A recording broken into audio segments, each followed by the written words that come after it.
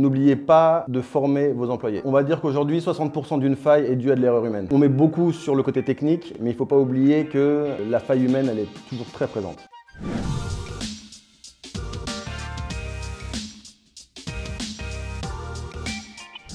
Bonjour à tous, je m'appelle Clément Lorenz, je suis cofondateur de Cresco et on est une société experte en cybersécurité. Un hacker, c'est quelqu'un qui va essayer de pirater l'infrastructure informatique d'un client. Et par pirater, j'entends vraiment essayer de trouver n'importe quelle manière de pouvoir pénétrer dans l'infrastructure de sorte à pouvoir relever les failles et les vulnérabilités. Le job de Cresco, c'est vraiment d'aller auditer, pen-tester l'infrastructure des clients. On ressort toutes les failles et toutes les vulnérabilités et ensuite on va aider le client à mettre en place des plans de sécurisation. Depuis le début de ma carrière, j'ai trouvé 30 000 failles. Compromettre complètement l'infrastructure d'un client en 3 minutes. Le rayer de la carte, complètement. N'oubliez pas de former vos employés. On va dire qu'aujourd'hui, 60% d'une faille est due à de l'erreur humaine. On met beaucoup sur le côté technique, mais il ne faut pas oublier que la faille humaine, elle est toujours très présente.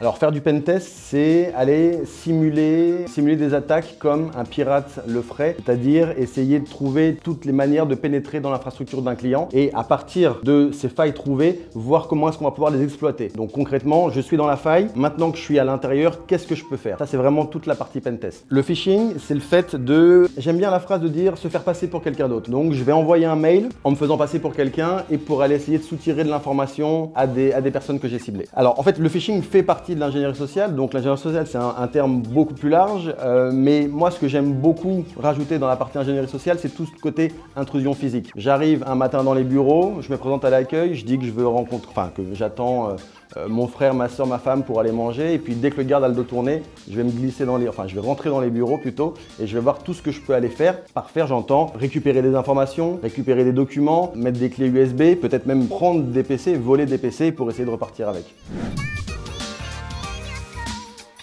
Un hacking que je trouve intéressant parce que pour moi, il reflète le fait qu'aujourd'hui, ne sont pas ciblés que des personnes qui ont des sociétés qui sont exposées sur le net. Et donc on a dû intervenir pour un comptable qui avait une société familiale, on va dire, depuis plus de 10 ans. S'est fait crypter ses 6 derniers mois d'exercice et donc a perdu toutes les données de tous ses clients. Le hacker lui demandait, de mémoire c'était 30 000 $ à payer sous 24 heures, sinon ça doublait. Et donc avec l'équipe, on a dû essayer de décrypter ces données pour qu'il n'ait pas à payer parce que financièrement c'était pas possible pour lui. On a réussi à en décrypter une partie, mais pas l'entièreté. Et donc malheureusement, je sais que ça a eu une incidence très forte sur lui, où il a dû se séparer d'une partie de son personnel. Et donc ce qui est incroyable et fou là-dedans, c'est qu'il n'a pas fait forcément d'erreurs. Alors il y a eu des erreurs informatiques, de backup qui n'étaient pas en place, mais je veux dire, c'est pas quelque chose de volontaire qu'il a fait. La veille, tout se passait bien, et il se réveille le matin avec un problème comme ça, qui derrière a un impact directement sur sa vie professionnelle.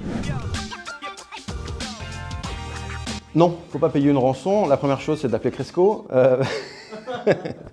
Non, en général, nous, on conseille de ne pas payer la rançon. Tout d'abord parce qu'il y a tout un travail avant qui doit être fait pour essayer de récupérer les informations et que de toute manière, il y aura toujours un doute qui va exister sur le fait qu'en payant, on va nous rendre notre donnée. Je vais même raconter directement un projet qu'on a réalisé pour une banque. On s'est présenté à l'accueil d'une banque en attendant notre frère pour aller manger avec lui sur un temps de midi. Puis juste après nous, une petite grand-mère est rentrée. Elle s'est assise parce qu'elle aussi attendait sa petite fille pour aller manger avec à midi. Et la grand-mère a fait un malaise à l'accueil de la banque, malaise qu'elle a bien entendu simulé. Et donc le garde, puisqu'il est humain, il est sorti pour venir aider cette grand-mère. Pendant ce temps-là, notre expert a sauté par-dessus les petits tourniquets. Il s'est baladé dans les bureaux avec des clés USB avec le logo de la banque dessus. Temps de midi, les gens étaient partis, donc il a trouvé quelques bureaux ouverts. Il a posé 10 clés USB sur 10 bureaux au pif et à, je pense que c'est 16 h ou 17 h, 6 des 10 clés avaient été connectées à un PC avec un faux virus dessus et donc ils ont eu une jolie petite image pour dire que c'était fait. Je suis fier de l'exercice parce qu'en soi, ça montre qu'aujourd'hui, Au-delà d'un piratage purement informatique, il faut se rendre compte que le risque, il peut être aussi sur un côté physique. Entrer dans les bureaux et tenir la porte derrière à quelqu'un qu'on ne connaît pas, c'est risqué. Il faut que les gens prennent conscience du fait que les attaques, elles viennent pas simplement de Chine, de Russie ou d'ailleurs. Ça peut être localement quelqu'un à qui on va tenir la porte et qui en fait vient avec de mauvaises intentions. La première étape qu'il faut faire, c'est déjà de bien connaître son infrastructure informatique. Très souvent, quand on analyse une infrastructure, l'IT manager nous dit « Ah, mais tel serveur, je ne me souvenais plus qu'il existait parce qu'il a été configuré par l'ancien. » Donc déjà, bien connaître son infrastructure, l'auditer, donc avoir vraiment un pen test pour savoir où est-ce qu'on en est, enfin évaluer son niveau de maturité. Et comme je disais tout à l'heure, derrière, en plus de la sécurisation, former ses employés à toutes les bonnes pratiques et la posture à avoir face à des incidents de cybersécurité.